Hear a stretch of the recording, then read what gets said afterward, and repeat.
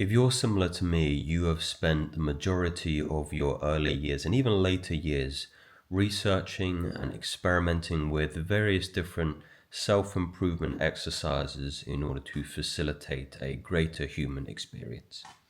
And there are many trite ones, there are many cliche ones. There are, of course, lifting weights, there are cold exposure, there's going in the sauna, there's meditation, all these different kinds. But in my estimation, there is none more potent and simple and straightforward as breath work. Now, I discovered this probably about 2 years ago, and I've been practicing it diligently. I would say probably about the last year and a half, which means some kind of breath work every single day. And I just wanted to give you my anecdotal experience as just another guy, 29 years old, really interested in bettering myself as a man, as a person, and fundamentally my day-to-day experience. So I did take some notes, and I just wanted to kind of share, again, with you very transparently and very candidly what you might hope to experience if this is something that you stack with maybe a meditation habit, which I think is a really, really good idea. So the first one is, of course, improved respiratory and cardiovascular health. Now, I'm not really massively into cardio. I would say that I go through maybe seasons, especially in the summer where it's a bit warmer. I live by the south coast on the beach here, so I usually will get up a little bit earlier as the sun's rising a little bit earlier here in the UK, and I'll go on my runs. Now, what I started to notice very, very tangibly after doing, I would say, 10 to 20 minutes worth of breath work most days is that my morning 5Ks were significantly easier. I also do a lot of football, five-a-side football, real football, not the American football, on Monday nights with some of my boys here. And it's a lot of fartlek-based training, which means, or let's say a fartlek-based athletic performance type, which means a lot of walking, jogging, and sprinting.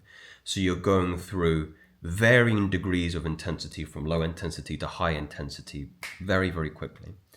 And it can be extremely taxing on the respiratory system. And you'll notice that some of the guys who aren't, I don't think they would classify themselves as athletes per se, but towards the 45-minute mark, we train or play football for an hour, they're flagging. And that's usually where I'm getting my second win, where I'm getting the interceptions in, where I'm scoring those late goals. And and again, I'm not somebody who takes pride or even my ego in my ability to perform well in events that are respiratory or cardiovascular related. I usually describe myself as a kind of short burst, high intensity, high power, high strength athlete, and not very good at the latter end of things. So as somebody who, again, I don't have a fascination with it. I don't aspire to do any marathons or Ironmans or anything like that. But it was just so interesting to me to get a peek behind the curtain on how this practice that I'm doing, a side effect of it, and I'll talk about the real benefits in a moment, is just my breathing is easier. And as a consequence, my rest, my sleep is far deeper. My sleeping, what would you say? My sleep quality has probably improved about 30 to 40%. And that is significant, meaning I'm falling asleep quicker. I'm not waking up as frequently during the nights. And I'm also waking up in the morning well rested even before my alarm. So that is huge. And again, these are indirect effects of what I wanted to use the breath work for, if that makes sense. The next one is, now I'm not sure if this is a direct consequence of breath work, but after observing the scientific data, there is some merit in it boosting your immune functions. So the idea is that when your cells have more oxygen, fundamentally they operate at a higher level. I'm not somebody who gets sick a lot. I would say maybe I get sick maybe once a year or twice a year if I'm really being generous to myself. But since I've been improving. I don't think I've actually gotten sick majorly since the integration of regular breath work or any, or let me be specific here, any respiratory related illnesses. So, flus or even COVID. Stress. I'm not somebody who I would say suffers a significant amount of stress, and I believe that's a direct consequence of my meditation because I meditate every morning and every evening. But I would say day to day, maybe when things go wrong, or perhaps I'm put actually, I'll be specific here. When I'm put in a situation where social anxiety has a high likelihood of perverting my internal environment, I rarely get that, especially if the social anxiety context presents itself after I've done my breath work. It is amazing the peace and tranquility and the quiet and the calm and the stoicism and the groundedness and the frame that you will experience as a consequence of doing hard breathing. And I'll perhaps get into my definition for breath work a little bit later, but it is twofold. There is a word perhaps that is missed in the breathwork element, and it is the work. This is an active component. I'm not going to sit here and tell you like it's easy. It's like it is an exercise. It really is. I've already talked about better sleep. I've already talked about reduced stress and anxiety, enhanced focus and mood. And again, I would say not too dissimilarly from the latter point. Whenever I have scheduled into my program deep work, post breath work, the sessions are far more fruitful.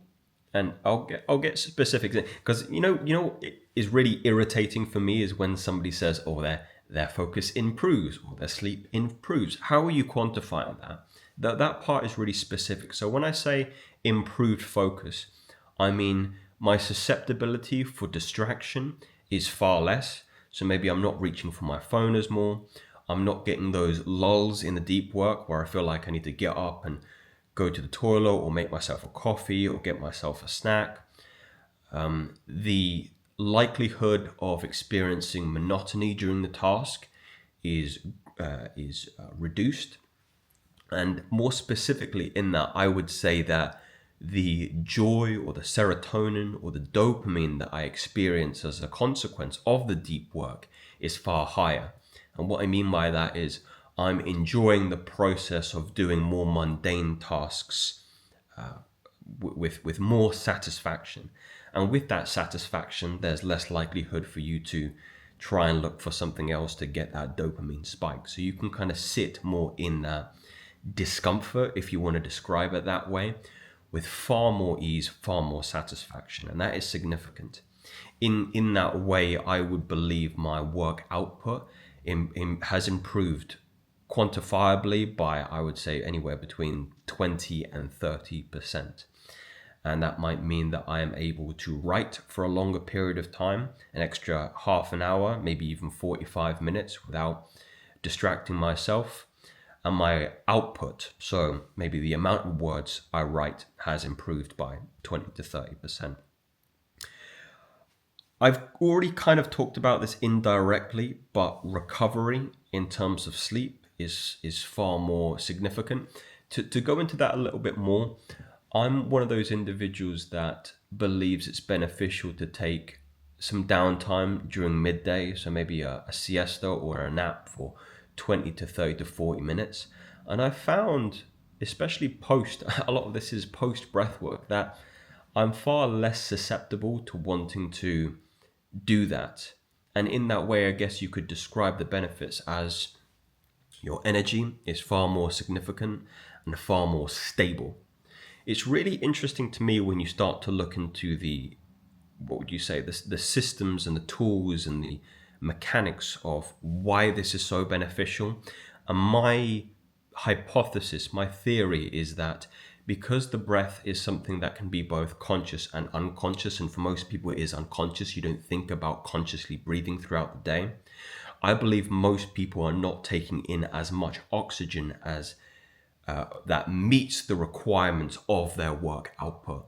So when you spend even if it's just 10 minutes, bringing in as much oxygen as you can into the brain, into the body, into the cells. It's like you're kind of hooking yourself up to an IV with electrolytes, and you're consciously bringing in all these extra resources in order to meet your output. And it makes perfect sense when you think about oxygen as the most fundamental element we need as human beings to live. The question you have to ask yourself is, if you can increase that resource, that element in oxygen, other than more life, what else could be the outcomes of that? And that's why these benefits begin to make sense. I know a lot of it sounds too good to be true, and often the case it is, but it just makes rational and logical sense to me when you think about increasing the base level element that you need in order to live, that it would also subsequently affect every single human system in the body, the immune system, the nervous system, the respiratory system. All these other things come at the consequence, or the improved consequence, of just getting in more of the base level element that we need to survive. And lastly, this is the significant one that was the impetus or the rationale for me to start practicing this regularly, is the mitigation of, how would you describe it? The mitigation of addictive tendencies or neurosis or pleasure-seeking behavior. And the science behind this is you are moving your brainwave out of beta wave, which is a very high frequency beta wave, into alpha wave, which is a little bit slower. And it's the wave typically that you will experience in meditation, that deep calm, that deep composure, that deep presence. You could say with your chest that breathwork makes you more present. It makes you more in the here and now. It makes you a better listener. It makes you a better lover. It makes you a better friend. It makes you a better overall performer, because you're in the here and now. Your mind isn't scattered. The background noise reduces significantly. So, and I believe that these are just the ones that I have anecdotally noticed, that there are far more. I think there's credence in the idea of health longevity. So I'm just coming to you as a simple experimenter, somebody who's interested in this and reporting what I have personally experienced. And the best thing about this is that it's free. All it takes is, well, I suppose it's not free. The only thing that you have to pay is your time. You have to spend, again, I would say, a minimum of 10 minutes a day. Ideally more 15 and 20 to really get the benefits out of this. And I would implore you, if it's not watching my guided breathwork sessions in my Patreon below, there's so many other free resources out there. Of course, I would prefer if you come to the source. But there's so many. I mean, if you just type breathwork in Google, or if you look at the Wim Hof method, there's an app.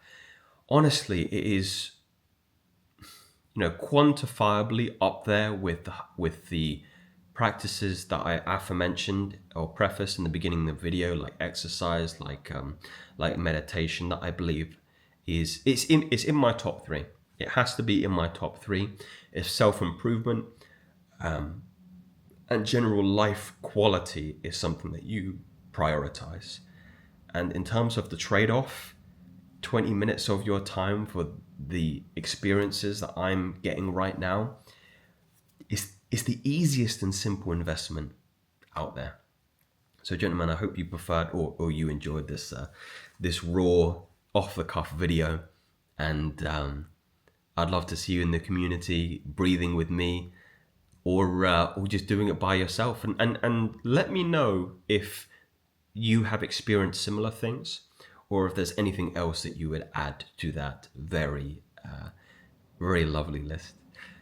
These are not theories today, gentlemen. These are facts. Speak soon.